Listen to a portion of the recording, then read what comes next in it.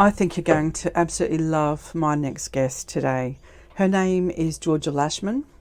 You'll find her on Instagram called Confessions of a G Cup. And Georgia is the founder of a phenomenal body positive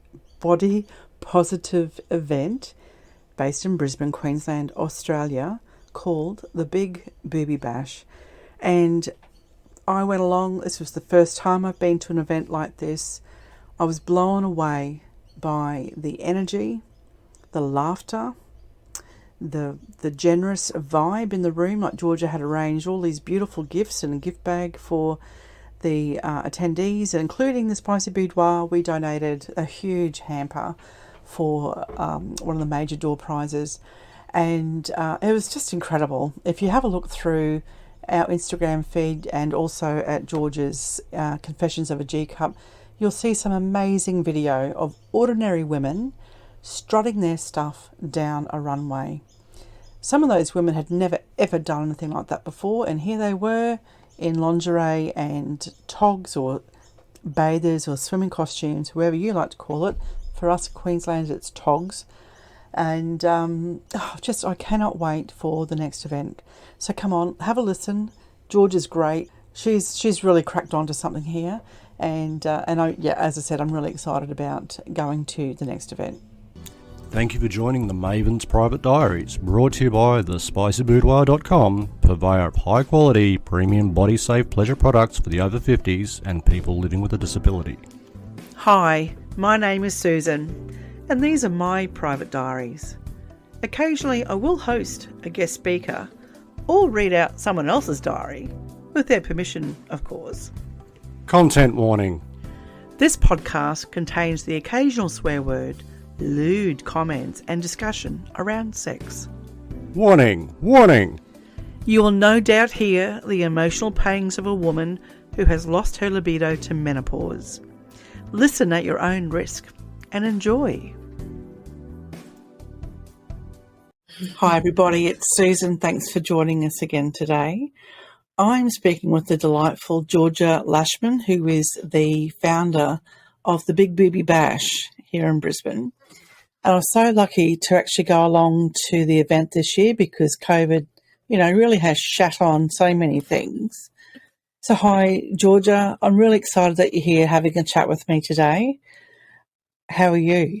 Good. Thank you, Susan. Thanks so much for having me. It was such a pleasure to have you at Big Boobie Bash. Oh, you can see my dog in the background playing with his toy. He's got his special toy. Yes, he does. A whole bed full of them. But yeah, it was great to have you at Big Boobie Bash. Pleasure to absolutely host the fourth one this year as well. So COVID really put a spanner in the works for us there. But pulled through this one, which was great. Yeah. That afternoon was probably one of the best events I've ever been to. Yeah. My face was absolutely aching from constantly smiling. Yeah. And just for our listeners, the Big Boobie Bash, it is about big boobs, and I'll get Georgia to explain, but basically the event was coming along, all these gorgeous women of all ages. That's what I really liked as well, the variety of ages. And we had some beautiful refreshments. I think it was a mimosa on arrival. Mimosa on arrival. Yes. Everyone loves a good heart starter. Yeah. And then there was a fashion parade and then a panel. And also you had some magnificent giveaways for, a gift bag for every attendee and then a door prize. And I was really happy as the Spicy Boudoir to donate a fantastic it was amazing prize. Yeah. But can you give us a rundown? What was the motivation for you to create the Big Boobie Bash, and what messages are there behind it? Because it's not just about boobs, is it? No, it's grown to be a lot more than that. So I guess from the beginning, so I've got an Instagram page called Confessions of a G Cup, and where I basically promote brands and work with brands to showcase what they provide for a larger bust.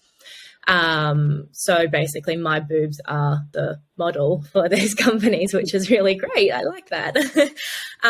So about 4 years ago, I did a post around how long have you followed me for, what keeps you around, and basically from that interaction on that post, I decided to create an event to bring these women, to bring these breast owners together, to celebrate all things boobs and being a breast owner. And so there came Big Boobie Bash.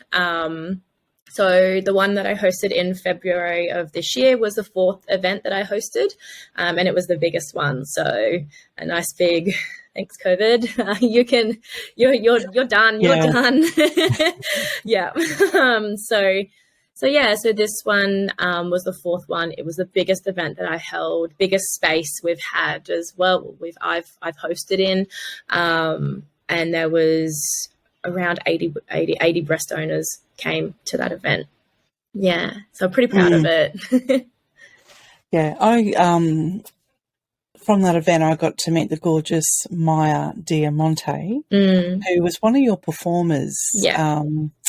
So how did you meet Maya? And let's chat about how she opened the event for you. Yeah, so she did a burlesque performance on the importance of checking your melons, aka your boobs.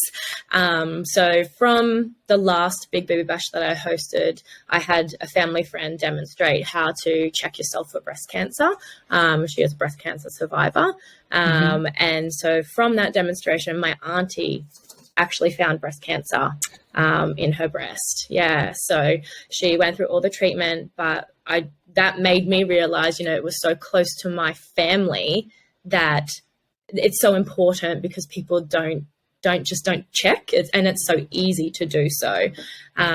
So I contacted the local burlesque girls group of people, and basically put my pitch to them and asked who would be interested in doing it. And Maya put her hand up, and she had also, her family had been affected by breast cancer. So she did a performance on how to check your melons to a nursery rhyme, so it's easy to remember for the person that was in the audience. And she dressed up as a watermelon, and she had little nipple pasties that were watermelons, and she made them all herself, and it was amazing. It was a very good way to get a message across that sometimes people are a little bit awkward talking about. Yeah, and I think it was the Hokey Pokey. Yes, it was the Hokey Pokey that she put lyrics to. Yeah. So I thought that really opened the show beautifully and set the scene. I think it created a really good vibe in the room. Yeah. And then I can't remember, the sequence of the show, who opened first in terms of which labels, but the models, I tell you, every single fantastic model. Yeah. Just blew me away. Yeah, they're so incredible. They volunteered to do it. So the breast owners that just follow Confessions of a G Cup, and I put a call out and say, who wants to do this? There's no size restrictions, it's basically, if you want to put yourself out of your comfort zone and feel the best you've ever felt, then come along. And there was 13 or 14 women that decided to run that catwalk, and they absolutely owned it. So, and you could see their confidence growing each one. And it's amazing to see. It's such a hype. And the energy from those girls afterwards was just wild. Before the show started, I was sitting in the lounge talking with a couple of the women, including Ellie from Comfortable in My Skin, who I've recently also interviewed, and she's on this podcast. For those not sure, Ellie is driving around Australia in her pussy wagon. And she's photographing women's vulvas. She's aiming for 500 vulvas to make a coffee book, but also a book that can be used by doctors to educate women that your vulva is just fine the way it is. But some of the women I spoke to at that time, they were really nervous about getting on stage. Because they were bearing their flesh.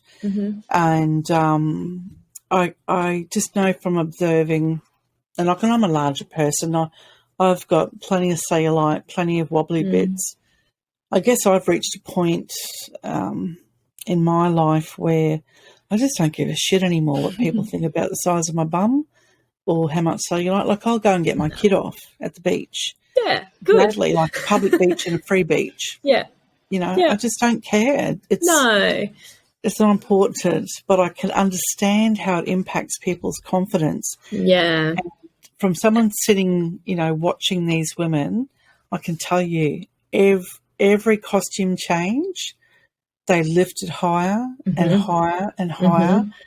Every time they strutted themselves down that catwalk. It was a new move. It was a bigger step. It was a bigger swing of the hip. It was, loved it. Absolutely loved it. So what I would normally do is have all the models over for dinner to my house, and so they can all meet beforehand. But I didn't want one of them to not know that they had COVID, and then they all get COVID. So I couldn't actually do that this time. So, so I had that struggle of them not actually meeting each other before the event. So they arrived earlier. We kind of did a bit of a quick bonding session, and then it was, okay, this is the time that you're going to walk the catwalk and go. Well, let me congratulate you on that, Georgia. Thank you. I did not know that was the very first time that they'd all met. Yeah. Okay. Yeah. Well done. That was, thank you. You pulled it off. They pulled it off. Yeah, they did. They did so well. So proud of them. I mean, they were all excellent. There was one who slayed every walk.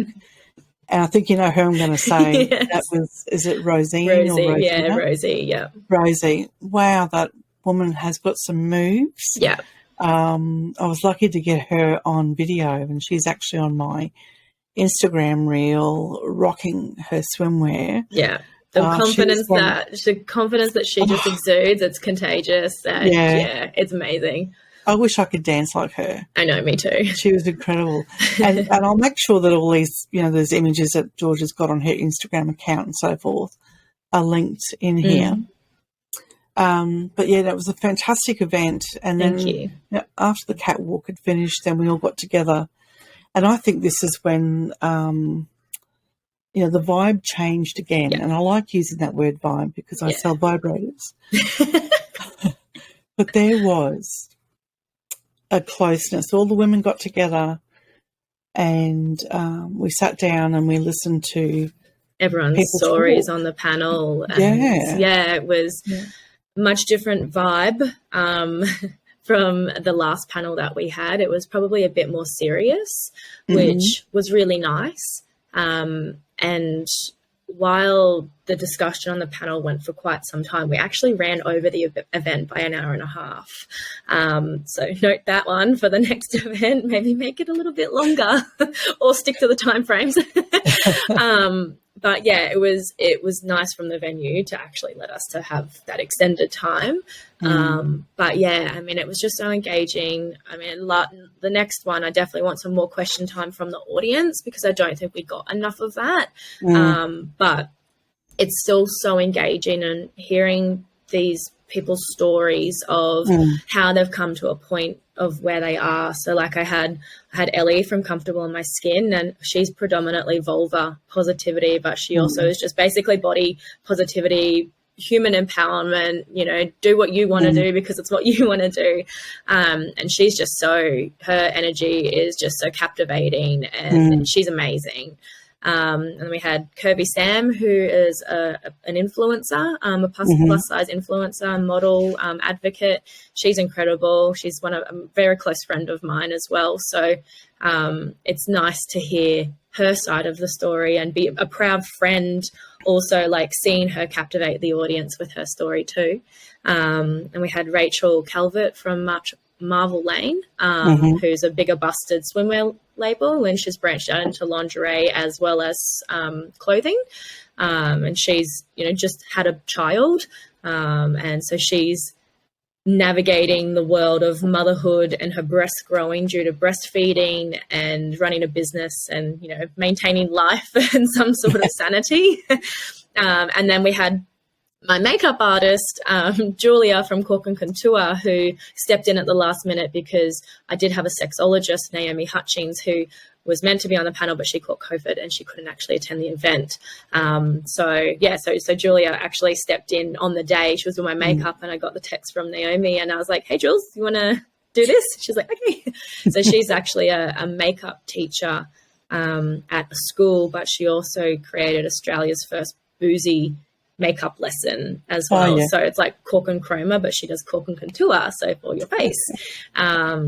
But yeah, so she stepped in, and it was more around education, that the fact that makeup isn't superficial, and you can wear the makeup for yourself, and you can increase your personality for that day by wearing it on your face and your outfit. And yeah, I think we had so many different elements and so many.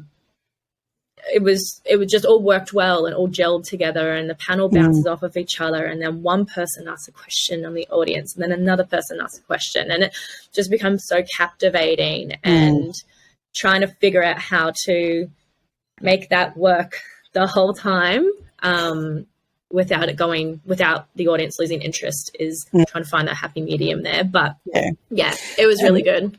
And as a witness to this event, I'll just explain to people how comfortable people were becoming in this event.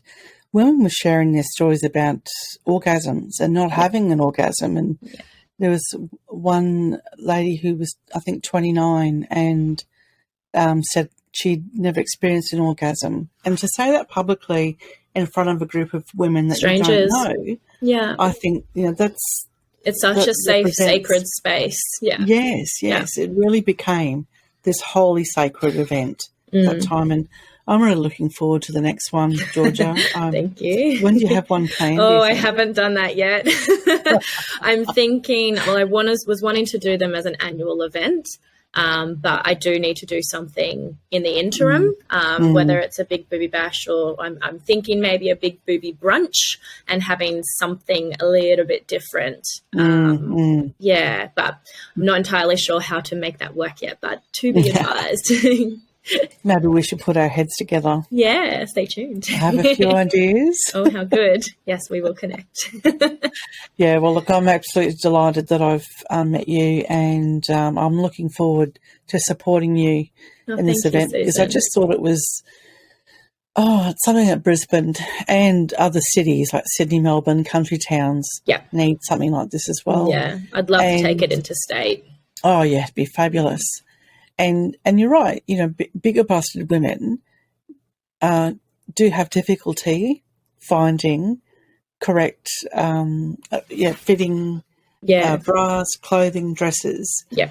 I can put my hand up and say, as a larger woman, designers make an assumption that for someone over size 22, 24, you must also have big boobs.